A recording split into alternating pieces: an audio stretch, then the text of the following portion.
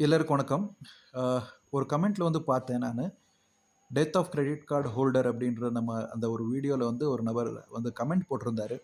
Credit கார்ட்ல வந்து nomination போட்டிருந்தா என்ன ஆகும் அப்படின்ற ஒரு விஷயம். டெபிட் கார்டு அல்லது கிரெடிட் கார்ட்ல வித்தியாசம்லாம் நமக்கு தெரியும். ஸோ கிரெடிட் கார்ட்ல வந்து நீங்க நாமினிய மென்ஷன் பண்ணியிருந்தீங்கன்னா, அந்த ரெஸ்பான்சிபிலிட்டி முழுக்க அந்த நாமினிக்கு தான் வந்து அது ட்ரான்ஸ்ஃபர் ஆகும். ஸோ அன்செக்யூர்ட் லோனா இருக்கிறதுனால கிரெடிட் கார்டு வந்து அதிகமான கடன் அதாவது வட்டி வந்து சார்ஜ் பண்ணுவாங்க. ஸோ அந்த நாமினிக்கு வந்து அது ட்ரான்ஸ்ஃபர் ஆயிருக்கும்.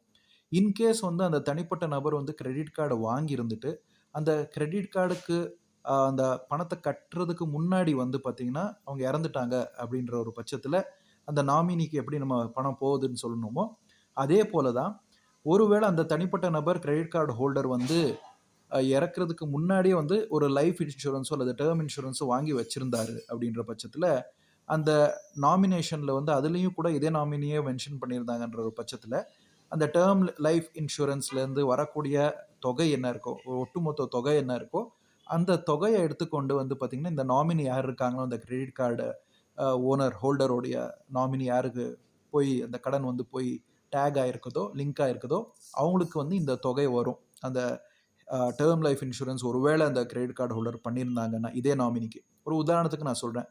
ஹஸ்பண்ட் அண்ட் ஒய்ஃப் இருக்காங்க. ஹஸ்பண்ட் வந்து கிரெடிட் கார்டு ஹோல்டரா இருக்காரு. அவரு கிரெடிட் கார்ட்ல வந்து நாமினி ஒய்ஃப் பேர்ல எழுதியிருக்கிறாங்க. ஹஸ்பண்டோடைய அ அகாலிகமான ஒரு மரணம் ஆகுது. அவர் இறந்து போயிடுறாரு.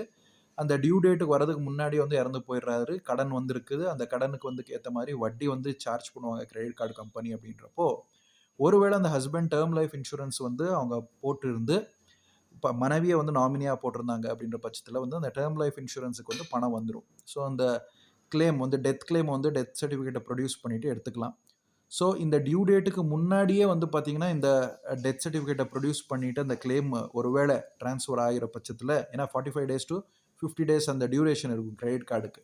ஸோ அந்த டெர்ம்ல இந்த கிரெடிட் லிமிட்ட நம்ம சொல்றோம்ல, இந்த கிரெடிட் டியூரேஷன் நம்ம சொல்றோம் இல்லையா?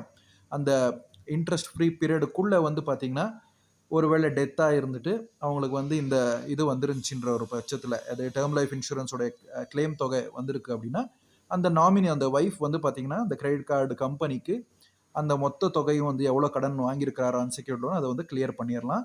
எந்த விதமான பிரச்சனையும் இல்லாம, அவங்க வந்து அந்த லோன்ல இருந்து அதாவது கிரெடிட் கார்டு லோன்ல இருந்து மீண்டும் வெளிய வந்துரலாம். ஒரு பட்சத்தில டியூ டேட் ஆயிடுச்சு அப்படின்றப்போ வந்து பார்த்தீங்கன்னா, இன்ட்ரஸ்ட் ரேட் சார்ஜ் ஆயிட்டே போகும். அதனால வந்து எந்த சினாரியோல வந்து அது அப்ளிகபிள் ஆகுன்றத பொறுத்து தான் வந்து பார்த்தீங்கன்னா, இந்த இன்ட்ரஸ்ட் ரேட்டு அல்லது கிரெடிட் கார்டோடைய அந்த லோன் அமௌண்ட்டு, அதேபோல இந்த இன்ட்ரஸ்ட் ரேட் ஏத்த மாரியான கம்பெனி